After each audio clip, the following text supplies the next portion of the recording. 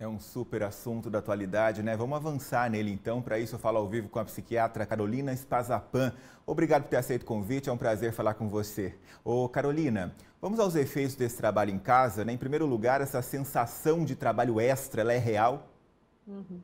Boa tarde, Gustavo. Boa tarde a todos de casa. Muito obrigada pelo convite, viu? Então, eu estava até escutando a matéria falando sobre home office. A gente não tem como não fazer primeiro um panorama, se você me permite, do que seria o trabalho home office na questão organizacional. Pensando em home office, Gustavo, na verdade não muda só o local de trabalho, mas muda toda a lógica de trabalho. Então, desde a nossa saída, da nossa saída da cama, de se trocar, de se arrumar, de escolher aquela roupa especial, de pegar o nosso carro, relaxar com aquela música que a gente gosta. Mesmo no trânsito, a gente, né, ouve uma É música, tem um verdade. momento de relaxamento. A questão, por exemplo, de tomar um cafezinho com os amigos, ter uma conversa, um desabafo, ter um tempo para fazer essa parte social, não é mesmo? Muitas vezes o home office, da maneira que veio muito abrupta, não traz um ambiente adequado, silencioso dentro de casa, a gente não tem uma organização, foi muito adaptado.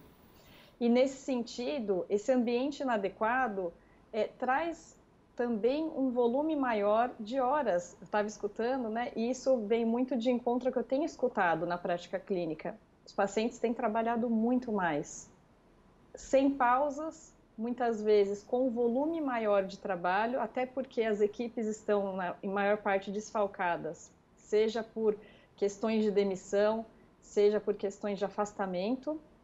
Então, eu percebo que o volume de trabalho tem se excedido também.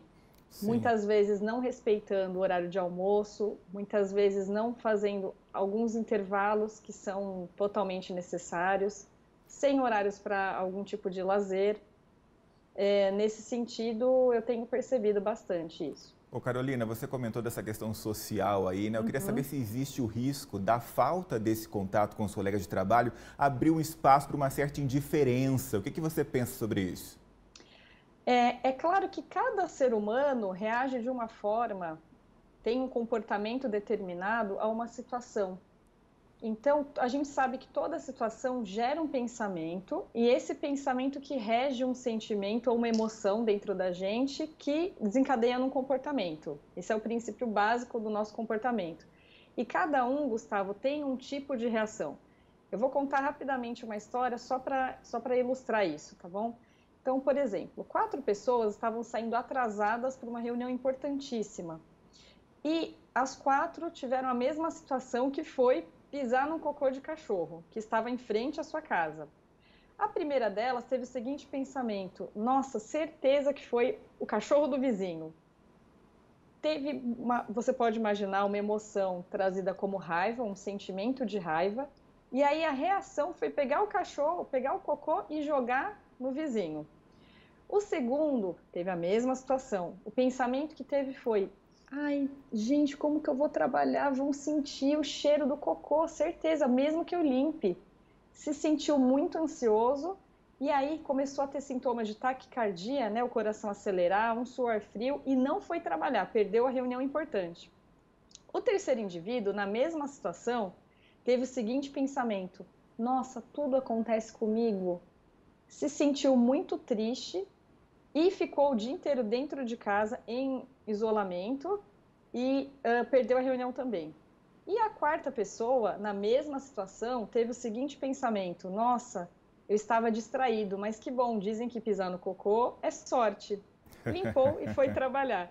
O que eu quero dizer com isso? Que a mesma situação gera, a depender de algumas características individuais nossas, algum comportamento. É claro que a gente tem percebido como essa pandemia começou do outro lado do nosso planeta, né? A gente tem tido alguns estudos um pouco mais avançados lá.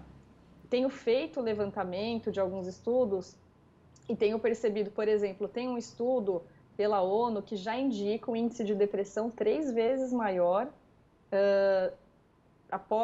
durante e após esse período de pandemia do que no início. Tem um outro estudo chinês que indica maior índice de depressão, ansiedade, também porque começou lá, né? Então a gente tem esse Sim. gap de tempo maior. e insônia, um sintoma que tem se percebido. Tem um estudo muito interessante canadense, Gustavo, que tem demonstrado que as crianças em isolamento social têm apresentado maior nível de irritabilidade, maior dificuldade de concentração nas atividades e até nervosismo. Não queria deixar com um tom de pessimismo isso, fiquei pensando bastante no que eu ia dizer, né?